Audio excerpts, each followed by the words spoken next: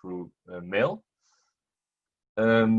Please feel free to use the chat and ask a question to the two amazing speakers we have today. So feel free to use it.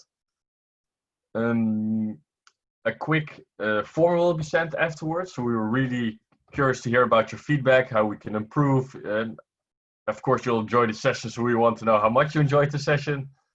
And yes. And then the last quick thing, this probably will not happen, but as you are aware, we have had some Zoom bombings in the past. This has unfortunately become a little thing, but we're trying to really avoid it. But if it does happen, just stay calm and we'll take care of everything in the background. So on that note, I would please like to welcome and give the word to Vishal and Shuthata. So thank you. You're managing the computer. Hello, hi everybody. It's really exciting to have to join all of you on this call, and we are really looking forward to share with you this global campaign to reimagine the purpose of education in this new world. And we are calling it the What If campaign. Is it possible to reimagine a new world, a new education system, a new way of learning, a new way of being in this world for us and for our young people? So before we go into that, we wanted to start off with a check-in just to get to know a little bit about who is here. So if I can invite you in your chat to share your name, where you're dialing in from, and if the way you're feeling today was a color, what color would that be? Right, so we'll wait for some of you to respond, maybe everybody, but basically your name, where are you calling from? And if what you're feeling today was a color, what color would that be? And I invite everybody to see the responses that are coming on the chat.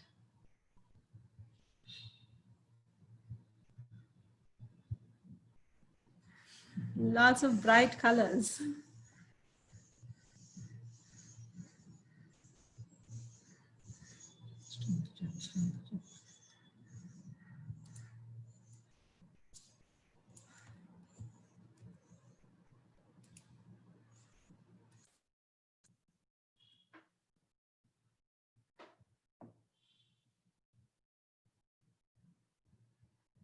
Hi, Emilia. No problem.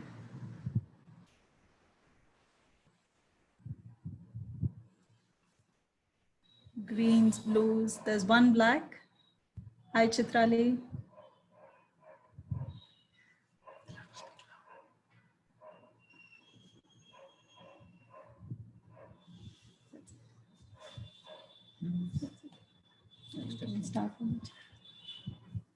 Lovely. Thank you, everyone, for sharing your names and where you're calling in from and the colors which represent how you're feeling right now. It's really exciting to see the riot of colors. Thank you once again. My name is Vishal. I am the co-founder at Dream a Dream, which is a non-profit based out of Bangalore in India. We work with children and young people from marginalized communities, vulnerable backgrounds, focused on helping them build the skills and capacities that they need to overcome adversity and to thrive in the 21st century. Our work has never been more, I would say, pertinent than now in helping young people build the life skills and social emotional competencies that they need to respond in the current pandemic. We work across 7 states in India and Kenya, impacting about 3 million children. And it's an absolute honor to be sharing this session with all of you. Thank you very much. I'm also the co-founder of the founding team of the Catalyst 2030 group. The Catalyst 2030 group is a motley group of social innovators, social entrepreneurs, funders, who have now all come together and said, you know, enough of working in silos. How do we now work collaboratively in helping everyone in the world achieve the sustainable development goals by the year 2030? And it's an absolute honor to be part of the founding team of Catalyst 2030 and bring these conversations and dialogues to you. A key aspect of why we're doing this session is in India, the lockdown was announced around March 23rd. And it was at a time when we as Dream a Dream were kind of surging ahead with our plans for the year, and everything just came to a standstill. And what happened to me personally was that the first 2 weeks of the lockdown was really a place of time for rest for me. I had been quite fatigued with a lot of travel that I've been doing, and I really used the lockdown as a time to just rest my body, rest my mind, rest my soul. But as I started doing that, I also started listening to what was happening around for children and young people, especially in India, and talking to some of my friends in other countries, and beginning to understand that it was not just a learning loss. There were a whole host of other complexities and challenges that children were beginning to face because of the pandemic, which we will talk into. But that kind of led me to take a step back. Instead of kind of jumping in with responses and relief efforts, I decided to actually step back, go inward, and try to understand these complexities and make sense of what might be a very compassionate offer that we can take to all our children in the current crisis. And this campaign for me emerged from that stepping back.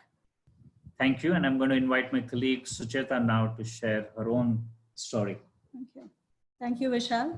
Vishal and I are colleagues. We are also married to each other. It's the reason why we are not social distancing right now. When the lockdown was announced for almost 2.5 to 3 weeks, it just felt such a shock for me. The crisis came at a time when I was so clear about what I wanted to do in the future, how I wanted to move forward. I am the CEO of Dream a Dream, so I was clear also of what we will do at Dream a Dream. So the shock really made me pause, and I spent almost 3 weeks just making art. I did drawings, I did coloring, I practiced my ukulele. I just kept doing art. And there was this realization of the difference between just being in how I was feeling and actually doing something, because around me I was seeing everybody move into action and start responding and start really reacting to the crisis. And in that being of pause and art and just staying with how I was feeling is for me where this idea of the campaign emerged. And the campaign itself comes from this, from my belief now that when we pause and when we think and we allow ourselves to feel into what's going on inside of us, something can emerge that is new, that we haven't thought of before, where we don't carry the baggage from the past into the future, and I can really reimagine and create a new world for me and for the people around me. So that's where the What If campaign and the imagination I have is, what if kindness is the new normal? But through this session, we hope that each one of us will be able to find our own what if. We hope to give you a chance to pause and reflect and think about your own what if as we go through this next 1 hour that we have together.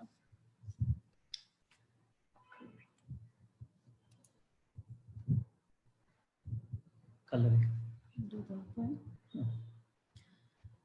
So to set, I want to start off with an invocation before, we have some warm-ups also planned, but before that, just an invocation. When we put out this What If campaign into the world through our social media, through, just talking to people about it, one of my colleagues, his name is Pavan Chaturvedi, he shared this poem that came out of his own interaction with the campaign. So I would like to read out this poem. It's to get us tuned into what we're going to do together. I will read it out in Hindi first, and I will invite Vishal to then read the translation out in English.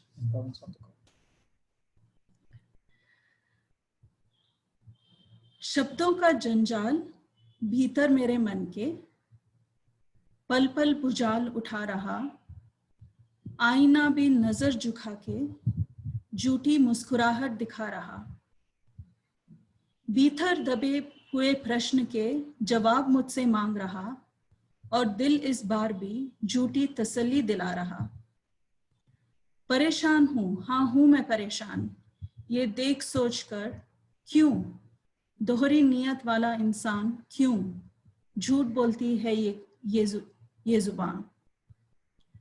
मुझ में है जो इंसानियत, है क्या उसकी नीयत, अब मैं जो भी काम करूं क्या हो उसकी अहमियत। परिवार के लिए बेच आया खुद को कोई, 2 दिन का राशन लिए बेच आया मोबाइल कोई, एक पंखा संग बड़ी शंका लिए जीते जी मर आया कोई। ये देख सुनकर सहमे से होंगे बच्चे सब, जाने कौन साथ छोड़ दे कब, ये सोच सोच कर माँ से लिपट कर सोते अब। हादसों में अक्सर खो देती मासूमियत वो सब, जिम्मेदारी के आगे अक्सर अक्सर जाते बिखर शिक्षा के अक्षर। किसको देंगे वे अहमियत, किसको दूं मैं अहमियत, तू ही बता क्या हो मेरी नियत। सोच एक वक्त भोजन मिलेगा, बढ़ेगा नामांकन सरकारी शिक्षा तंत्र में, तंत्र फिर उलझेगा उनकी उपस्थिति और उनके जीवन के संघर्ष में। फिर वही सवाल पनपेगा, क्या बन पाएंगे उम्मीद हम उनकी, थमी थी जिंदगी जिनकी। लौट आएंगे जब वो स्कूल, जो गए बचपन अपना भूल, प्यार का एहसास जो चुके खो, उम्र के पहले जो चुके बड़े जो। जगाएंगे एहसास उनमें अब कैसे, जो लौट आए उनकी मासूमियत, कैसी हो शिक्षा की नियत। So Pavan is also on this call. Thank you, Pavan, for sharing this poem and offering this invocation to this group. Again, thank you, Pavan. I'm going to do a very rough English translation of the poem. It definitely doesn't do justice to the beauty of words that Pavan has expressed in Hindi, but I'll try my best. A cacophony of words rise deep in my mind, creating disruptions moment on moment. The mirror too hides, showing its false smile. Questions buried deep inside seek answers from me as my aching heart falsely comforts me. Concerned I am, yes, concerned, seeing, feeling in me this two-faced human, speaking lies from its tongue. The human within, I wonder, what's his intention? The work I do now, does it have any meaning anymore? Someone sold his body to save his family, and yet another sold his mobile for a few grains of rice and a fan to soothe his family in this searing heat. With doubts, he chose death while alive. Hearing this, children embrace fear, not knowing which loved one they will lose next. Worrying, they embrace them, mothers, a lot more. In news and events, they slowly lose their innocence. Under the weight of growing up too soon, they forget to spell education. To whom should they give importance? To whom should I give importance? Say, my God, what's indeed my purpose? In hope of a single meal, enrollments in school shot up. Will the same game play again? Will I get tied in the same knots again? In their presence, in their life's struggles, the same questions will arise again. Will we be their hope, whose life has gone awry for a moment more? When they return back to school, those who lost their childhood, those who can't feel love anymore, those who became adults before their time, how will we ignite their passion? Those who have lost their innocence. What indeed is the purpose of this education?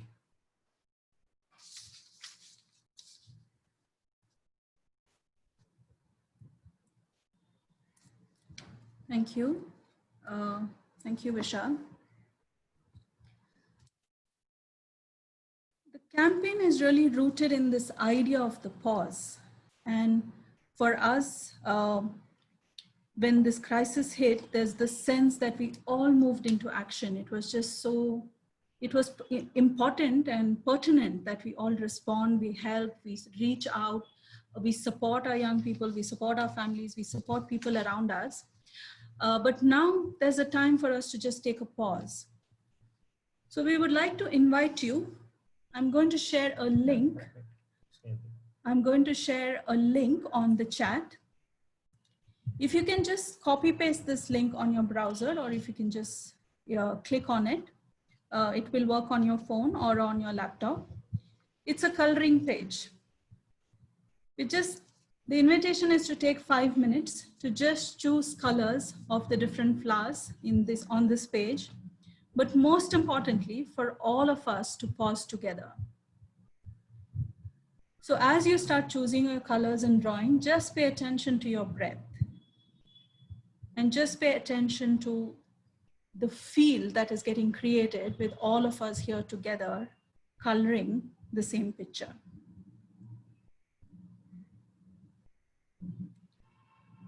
There's no rush. You can always come back and finish it. But for the next 5 minutes, we just leisurely take a pause and color.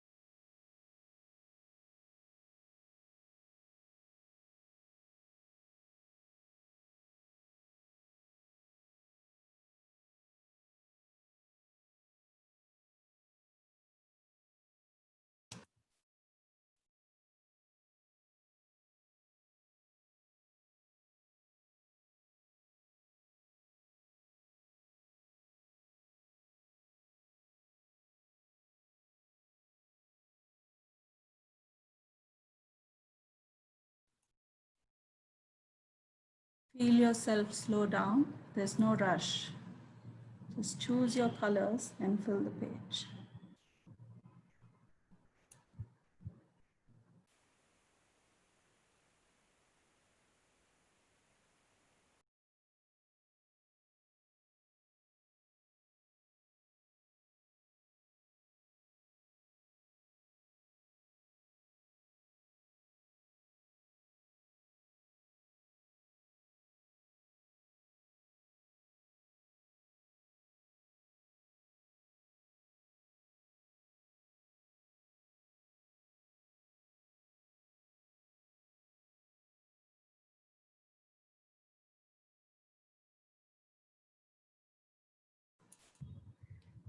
Breathe in, breathe out. Breathe in, breathe out.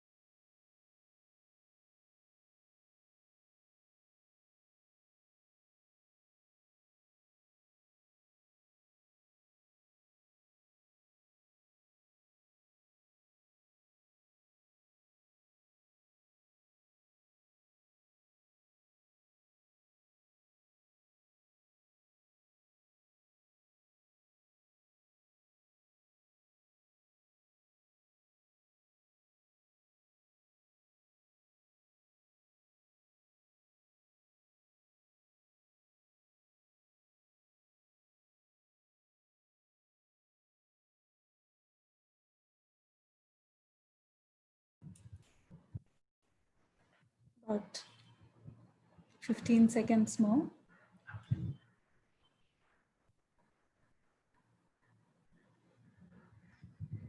Yeah.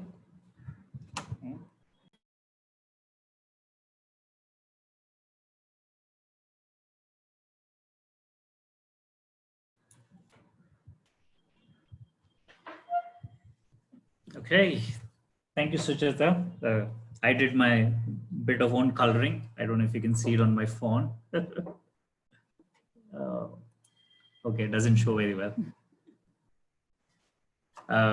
But I hope you got a chance to just take a bit of a pause for a few minutes. And I think this is really the invitation through this collab session.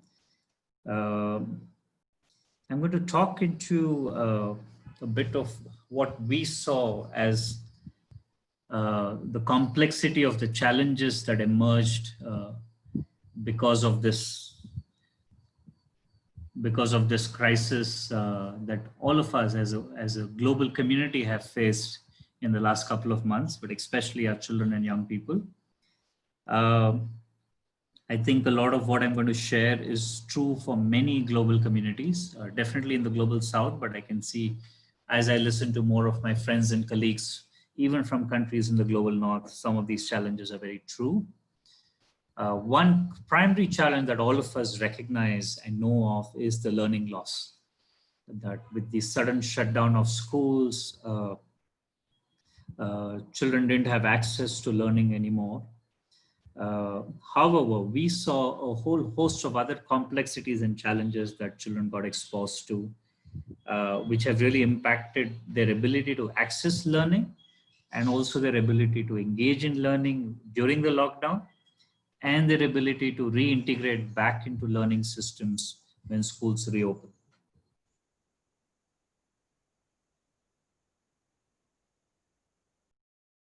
Of the children who go into the school system in India come from families who are first generation learners, first generation schoolgoers, which means their children, their parents are daily wage earners, self-employed people. And there was a huge loss of income and livelihood that the families experienced. And because families who live on daily income don't have savings, this pandemic has become quite a complex struggle for them. And we reckon that the biggest problem this is going to lead to is that children might not come back to schools because parents might not be able to pay their school fees, or bringing them back to school might not be a priority because increasingly children might be sent to earn income for the family and support their family. India also saw this massive crisis of migration, where a lot of daily wage earners moved away from cities they were working in back to their small towns and villages where they originated from.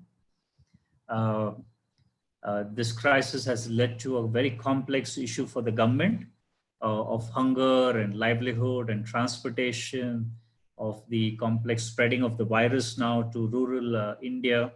But for children per se, the migration also means one, that they might not be coming back to the cities and rejoining school systems.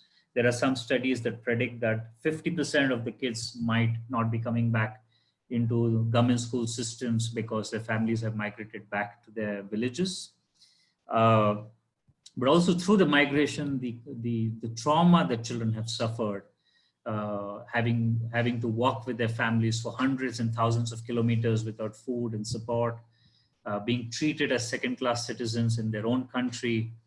This trauma is going to prevent children from engaging in any kind of learning in the long term. And the impact of this in the long term is going to be seen in their behaviors and in the way they engage with life itself. Children are facing high levels of anxiety with a lot of misinformation, with fake news, with not knowing what's going to happen in the future. Children have been asking us questions around what will happen to my grades? Will I be able to move to the next grade? Will examinations happen? Will my parents be alive? What will happen if they get the virus? Who will take care of me? Children have also been forced to become adults in this crisis.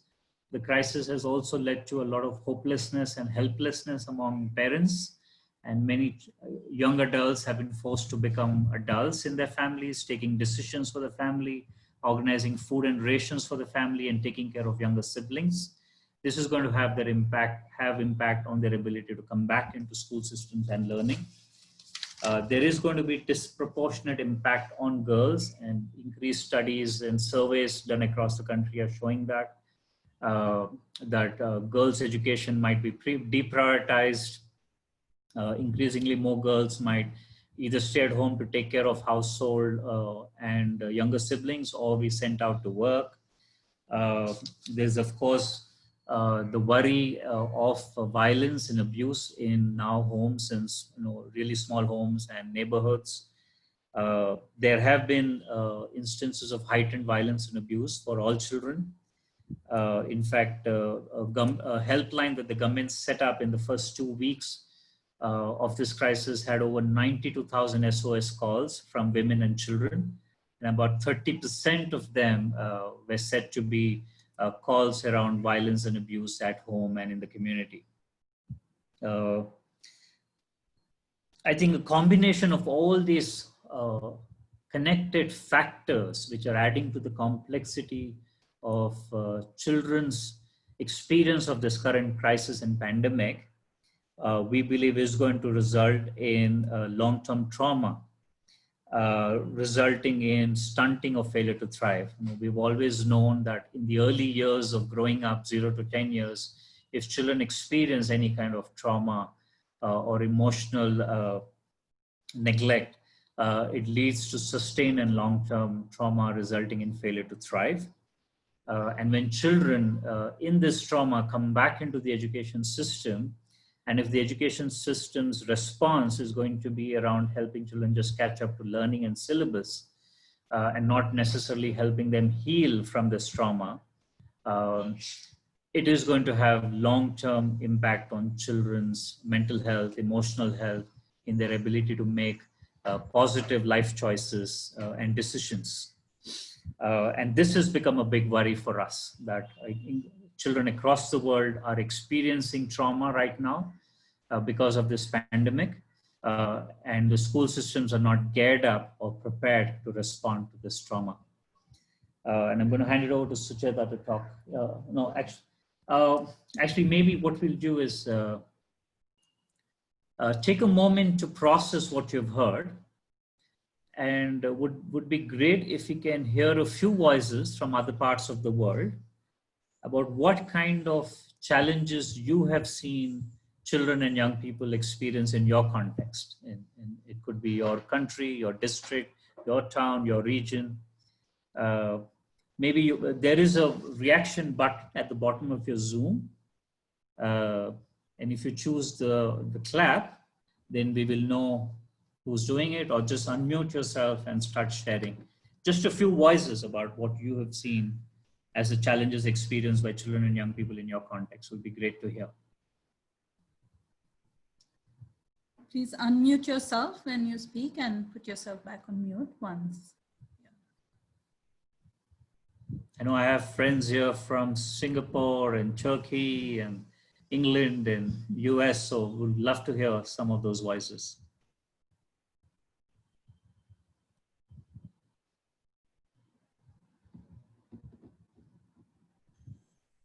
Hello, good morning. Good morning, David. Yes. Hi, yeah, it's David here from London. We are lucky. It's a beautiful sunny day here in the morning, so I reckon you are now in the evening. David, your voice is not very clear. Could you come closer to your mic or speak a bit loudly? Yes. What about now? Perfect. Yes, perfect. Yeah. No, I was saying that good morning here. I reckon good evening there. It's a beautiful sunny day in London. Thank you for this for organizing. And yes, about I got 3 kids actually, and I was struggling a lot, for homeschooling and remote work. And actually, my thought is I would love to have a completely different system in which they reconnect, with many of the values you are talking about, also with nature, because they are quite disconnected with nature, even though we go to the park, but it seems like a sort of artificial. So I would love to know more and hear more, initiatives in which we are sort of reconnecting with nature, and they also can have a place to play with other kids, because I think with the current schooling system, playing is I think they're missing somehow the way of playing freely, and all of this is what is going on here. Just wanted to share this thought. Thanks so much. Thank you. Thank you, David. Hello, Vishal. Hello, Suchana. This is Yuhyun Park, a friend from Singapore. It is a beautiful session. Thank you for the invitation. I want to share actually digital risk side of children. I'm running a DQ Institute that sets a global standard for the digital skills, literacy, and online safety. And our research shows that our recent publication in February this year shows that 60% of children age group of 8 to 12 years old have experienced at least one cyber risk, including cyberbullying, game addictions, privacy issues, risky content, and others. So if you think about 60% have experience, is not at risk. Actually, they are the actual number across the 30 countries.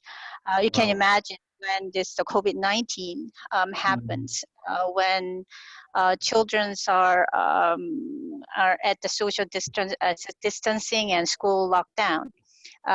They're now getting an enormous high amount of extra screen time without much educational support, as well as the parental understanding on this issue. We are quite worrying about this increase of exposure to cyber risk. So what we do from our part is DQ Every Child is to help nations to get the digital citizenship education for free. And we are supporting various governments around this. My concern is about the lack of budget on the educational issue. So we see the increasing trend that the national budget geared towards to the health and the economic issues, as you can imagine. And many governments that I'm working with have a big struggle related to the educational budget. And also the digital divide and access to quality educations. So which I think is quite worrisome. I'll stop here. Thank you. Yeah, thank you, Yuhyun. I think it's a very critical issue that you're pointing out to, especially in this pandemic and in the post-pandemic world. The role that digital citizenship needs to play in also protecting and supporting our children in this new digital world, which is becoming the norm. So thank you for sharing that perspective. Really appreciate that. Maybe one more perspective.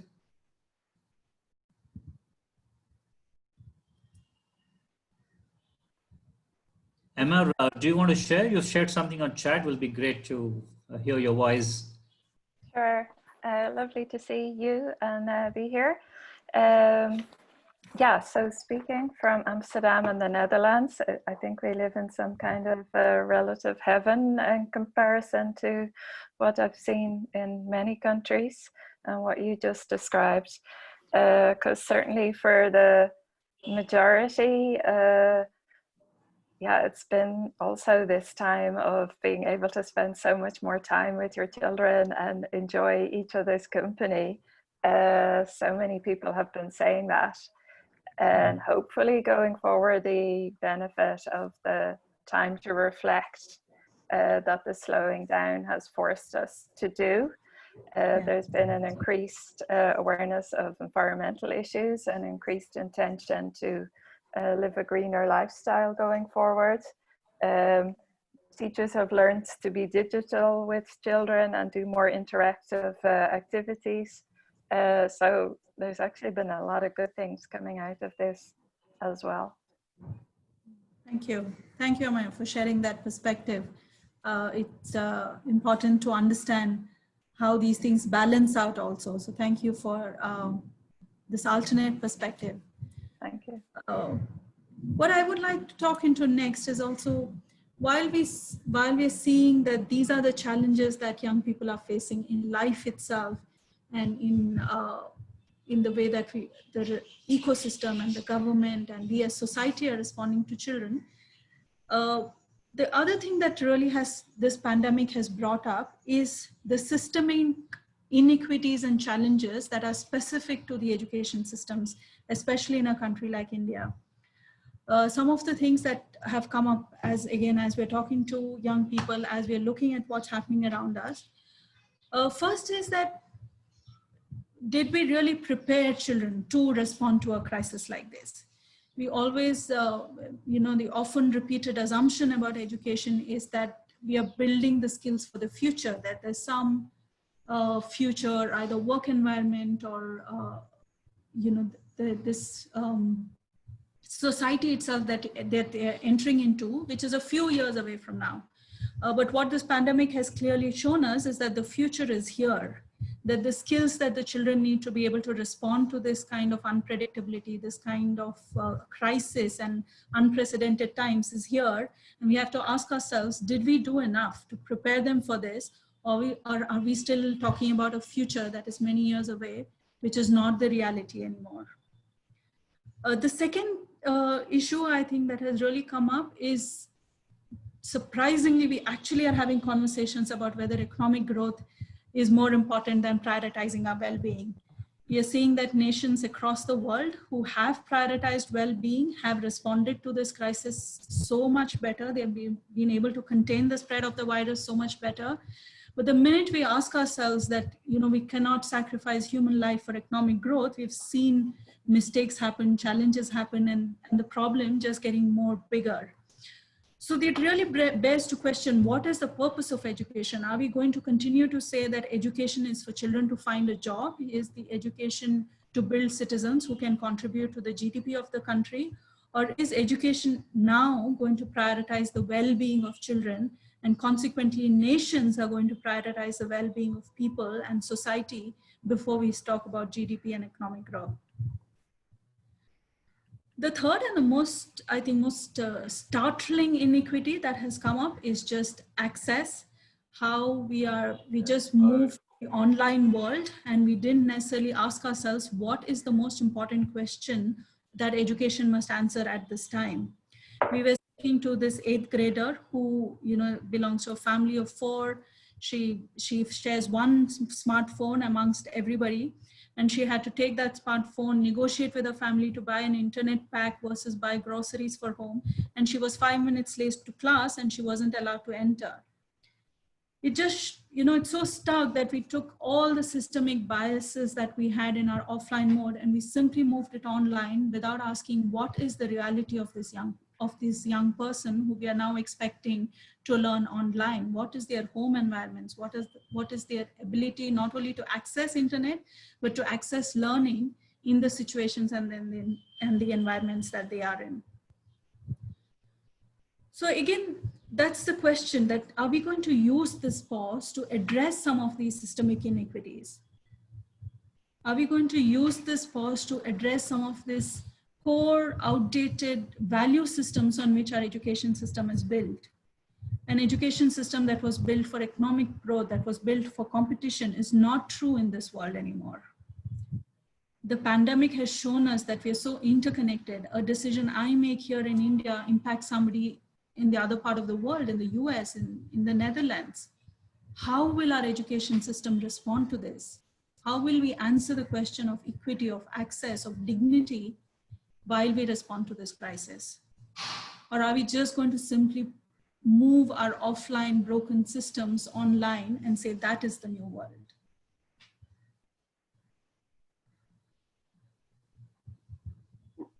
Again, we would love to hear a few voices. What are some of these systemic inequities that have come up for you, that you have seen?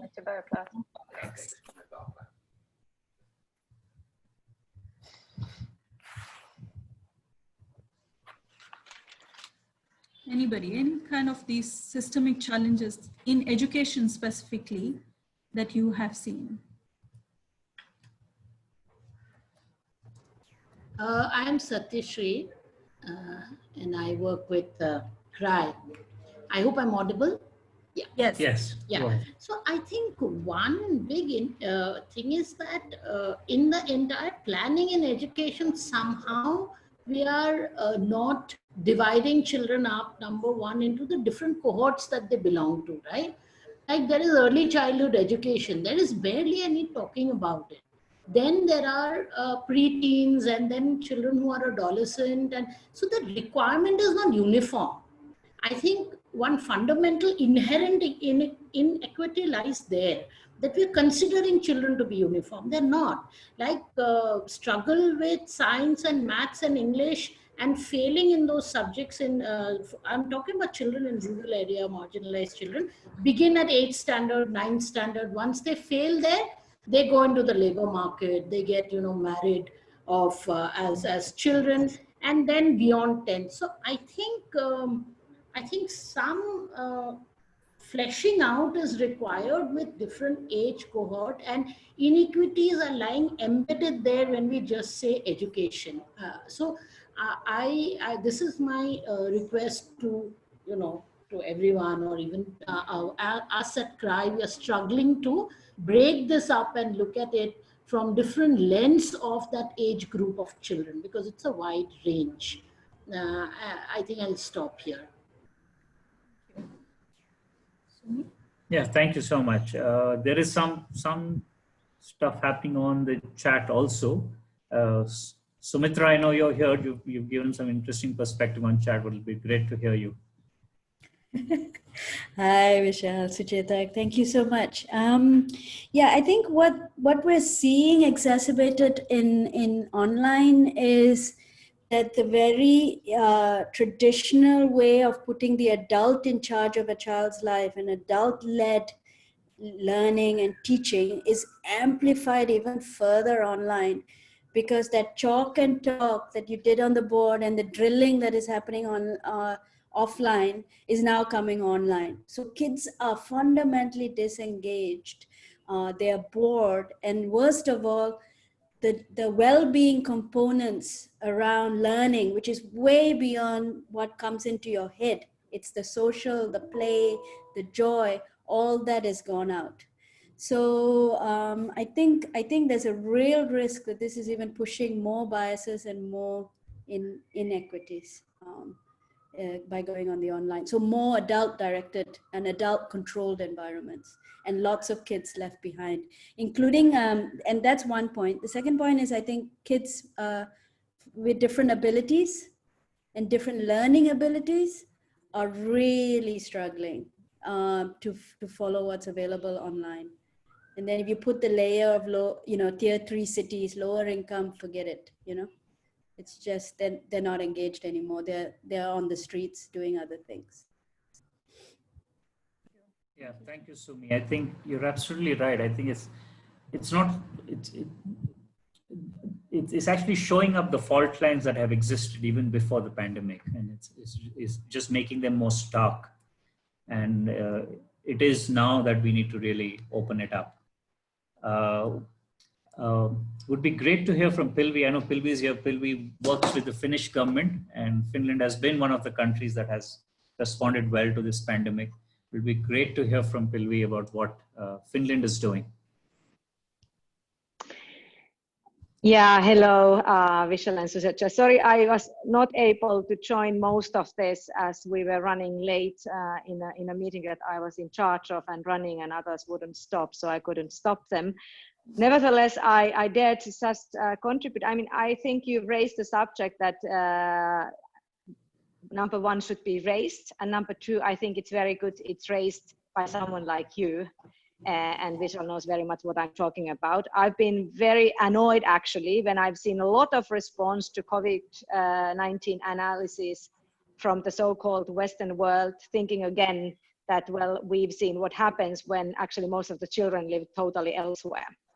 So I think that's something where I think the fundamental issue that Vishal and I have talked a lot generally about, the comprehensive quality education for all, should be raised as an issue exactly now as a result of this crisis, that yes, we may find new mechanisms for it, indeed, And if we are very clever, we may actually progress with that agenda faster. But if you don't take into account everything that I believe you've discussed, we may also actually slow down that agenda and create even deepening inequalities on a global level. So that's my number one comment. And now my number two comment directly from Finland. So we had a lockdown of schools that lasted for about 2 months. And except the early education that was running through the crisis, although most children stayed at home, but it was still it was open.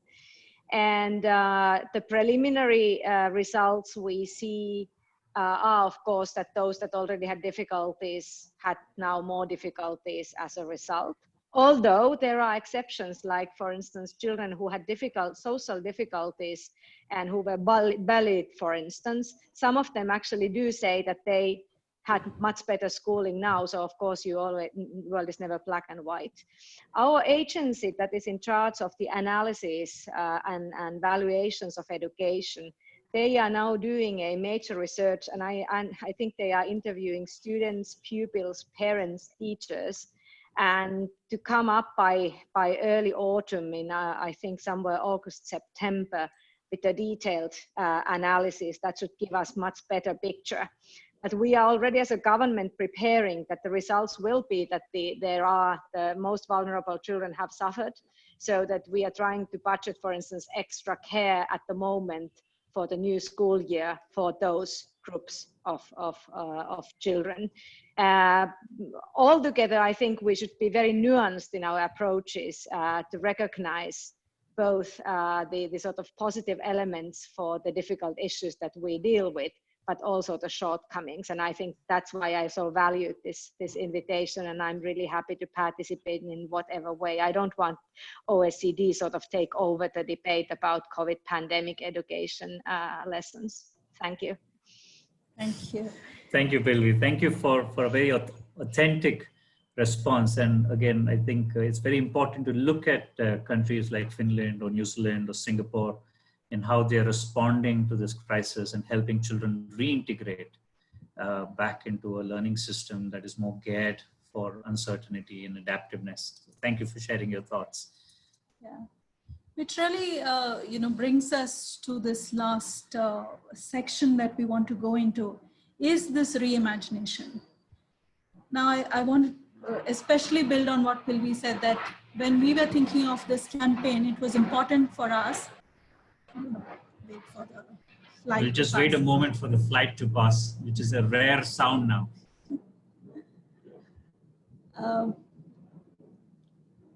So when we were envisioning the What If campaign, it was important for us that it doesn't become this list of solutions that we kind of put together and it becomes this task list that then we all run after, or it becomes something that we have to do. But we wanted the What If campaign to allow for emergence to come from the people who are engaging with it. So you might be a young person, you might be a teacher, you might be an education minister, you might be a parent. What is your imagination of education, of this new world? What is your new normal? So that is why the What If campaign. There's space and there's an invitation for each one of us to engage with it and to reimagine the world the way that it makes sense for us, and then to move forward from there. So the invitation to take a pause, to process your own grief, to process your own anxiety, to process all the emotions that you must have gone through as a part of this crisis, and allow for emergence for a new world that you would envision. So we'd like to invite you now to just do a small visualization of how you would want to enter into what we're calling the new normal. So Vishal. Thank you, Sujata. So my invitation, I know we can't see a lot of you, but we're hoping that you will indulge us and trust us through this process. Just a couple of minutes.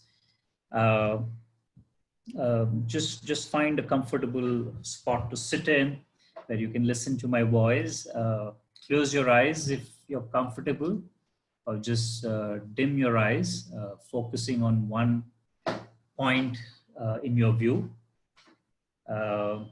Sit comfortably, let your hands and legs just be free. Invite you now to close your eyes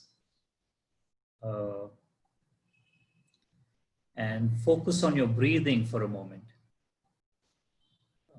Invite you to take 3 long, deep breaths. Take your breath in through your nose. Hold it for a few seconds. And let it out through your mouth.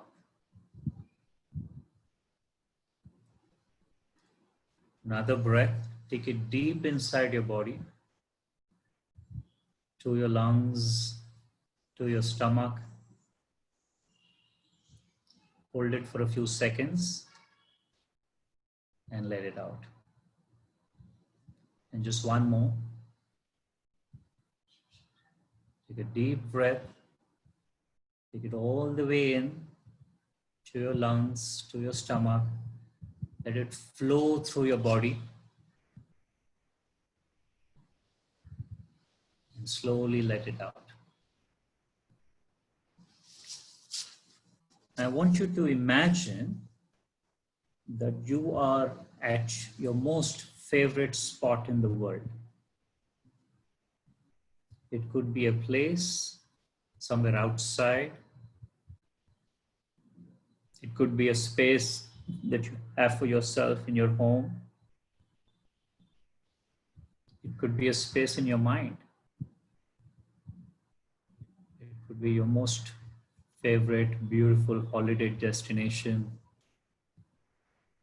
or a space where you have memories with your loved ones, with your family, children.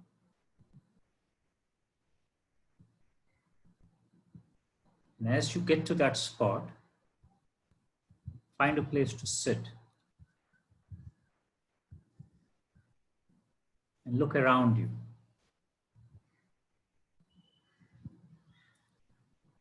Look at the surroundings.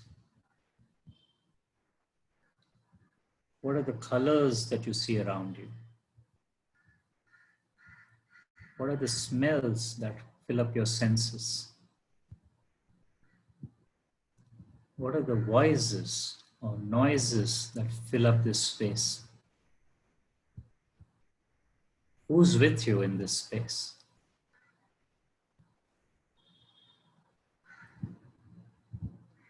Put your hand forward and touch something in this space. What does it feel like? What's the texture?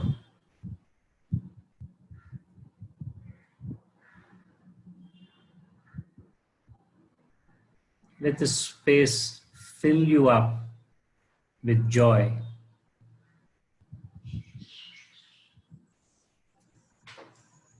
And from this space, I invite you to imagine. Imagine what if this is a moment we could create a whole new way of learning for all our children in the world.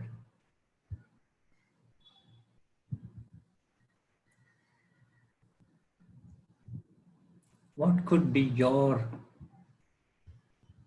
what if statement if you had all the power in the world to reimagine learning for our children? What would it mean for you? See if you can frame a sentence around that. 8 to 10 words. See how you feel about it.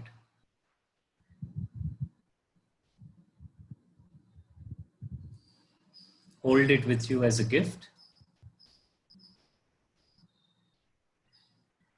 It's the most precious gift that you have now received from one of your most favorite spot in the world.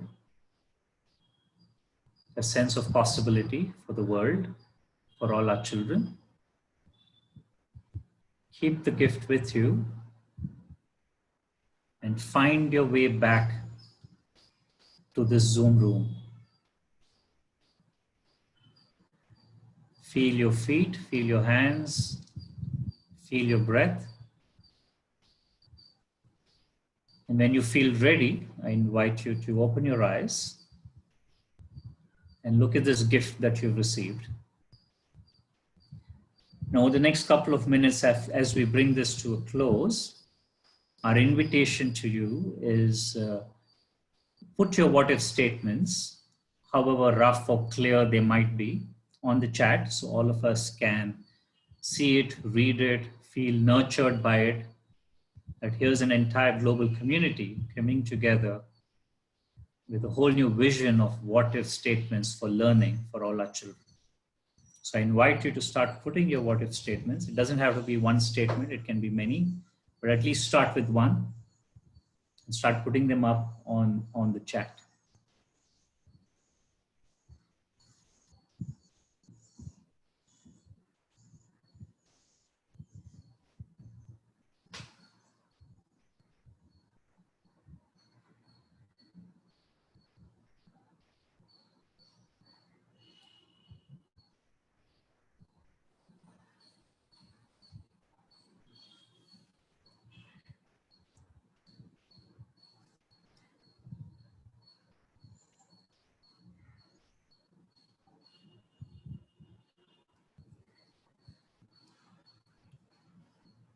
Thank you, Emer, for kicking it off. It's beautiful. Children as equal co-creators of our shared lives.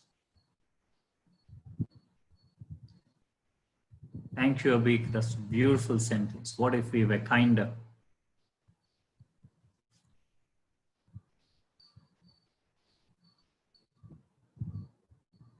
Katisha, a safe space filled with nurturing and exploration without boundaries. Beautiful.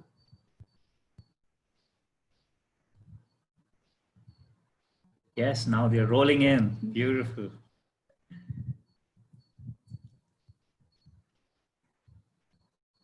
Yes.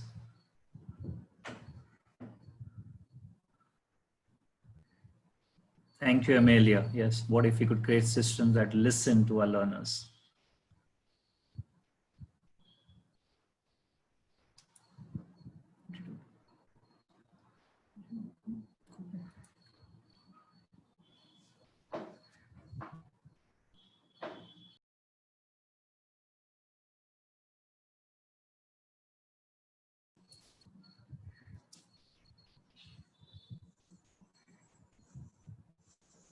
Thank you, David. That's beautiful.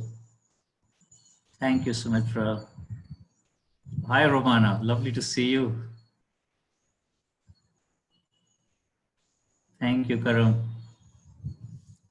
Yes.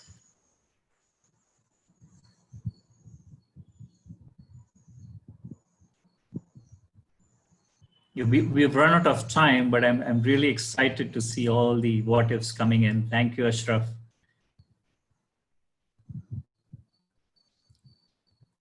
So we'll probably take a minute more to make sure all of you who want to put your what if statements are in there. And I invite all of you to read the statements coming in. They're just so beautiful. They're just so full of hope.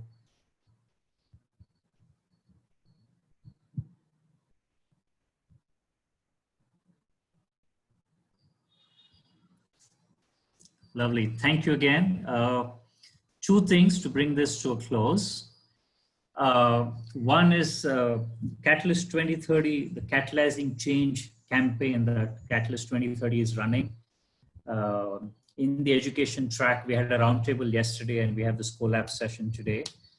What we're hoping to do is collect a lot of these insights that are emerging from these conversations, especially the what if statements that are coming here, into strong policy recommendations that we want to take to governments, to policymakers, to leaders, to funders, to push for a substantiative reform in education. So this is very, very rich content that we are curating and collating from this space. So thank you for helping us do that. Second, the What If campaign, the global movement itself, it's not owned by anyone. It's a community campaign.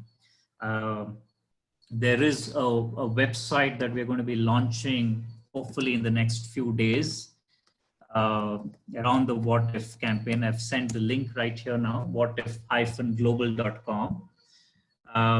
With your permission, we would love to have a lot of these what if statements put up on the website as ideas of what if. In addition to that, if any of you feel compelled to write a blog post, an article around the pause, around the what if, we'd love for you to write it up and we can put it up on the website. We can put a link to your own blog post or your own website to the article. We also encourage you to have these conversations with teachers, educators, young people, with staff in your own organizations. Also, if you want to write open letters to governments and to policymakers and leaders in your own country around reimagining or repurposing education from this lens of what if, we encourage you to do that. You can share those letters with us. Again, we'll put it up on the website.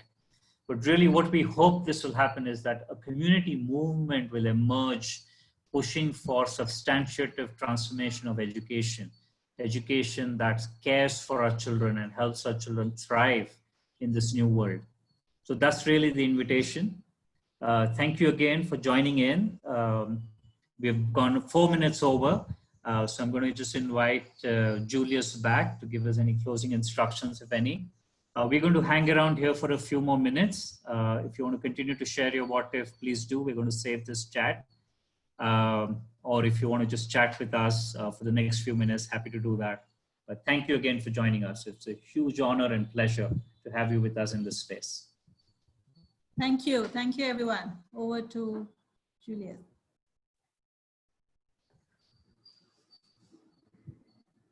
Thank you very much for this interesting and session.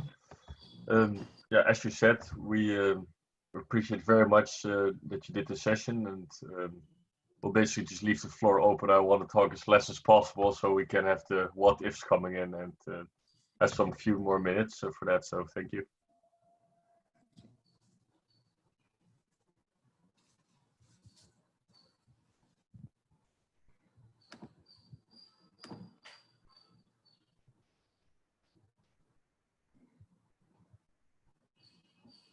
Feel free to unmute and share any of your reflections if you want to hang around and share.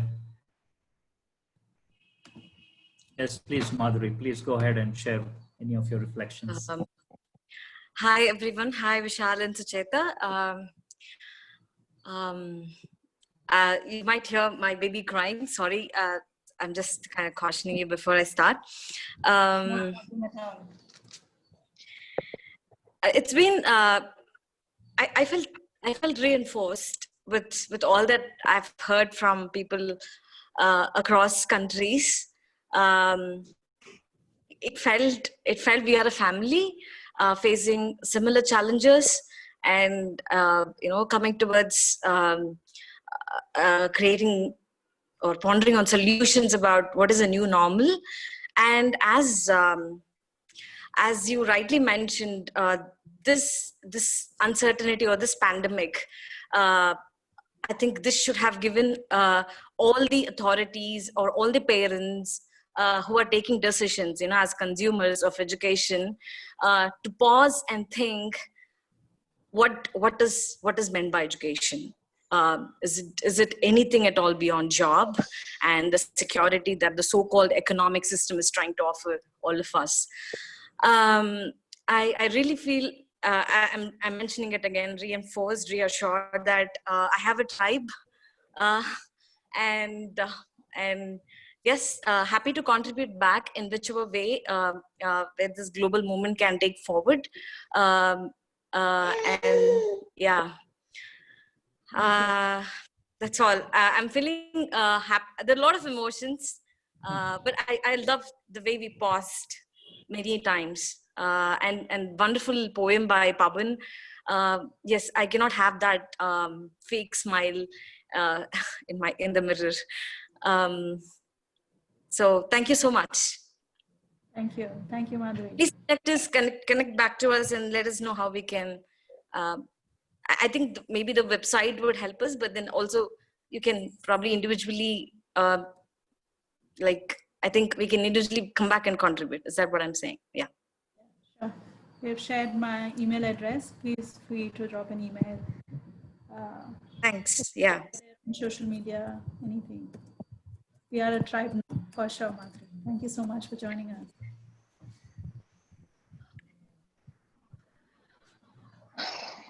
Sucheta, Vishal? Yes, Puja. Hi. Puja here. Hi.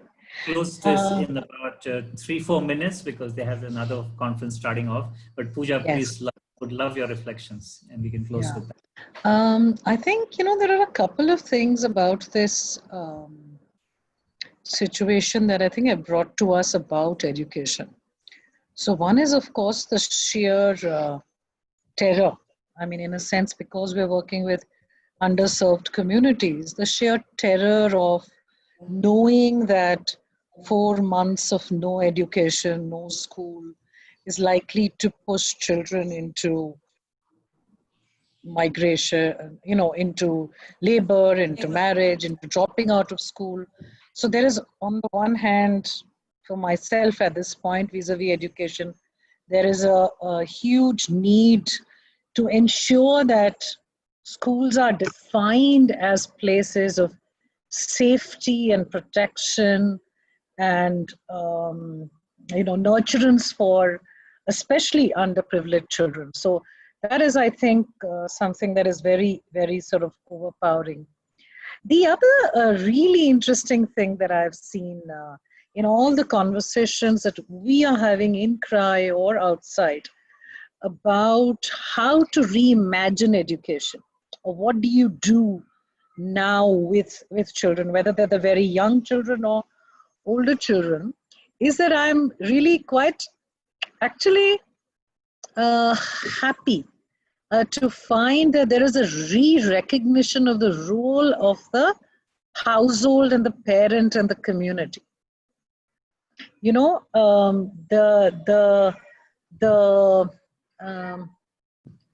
The desire we have had as educators to separate children from parents because they're not so good for them, and institutionalize them. And we've seen that with whether they're children of sex workers or whatever. There is this thing of, take them out. So to me, I think this is a huge opportunity for all of us to actually work with that. So everybody who's working with, for example, very young children is realizing they're going to have to capacitate parents and communities. Yeah. So I think to me, that's a piece that I would really love to see emerge in all our thinking as we go ahead. Yeah, thank you. Beautiful. Yeah, thank you, Puja, for that perspective around community now, as also part of the learning space. Yeah, thank you. Institutionalization. Yeah. That's a new perspective. Thank you. Unfortunately, we have to bring it to a close now because there's another conference starting off in a few minutes. Thank you again, everyone, for staying back a bit longer. You have our email addresses. Write to us. We're also on social media, and we have a website. So just reach out to us. Thank you again. Thank you. Thank you, everyone, for your sharing and for really just jumping in. Thank you. Yeah, and thank you to Julius and Catalyst 2030 for creating this platform and giving us this space. Julius, we can bring this to a close. We can end the meeting. Thank you.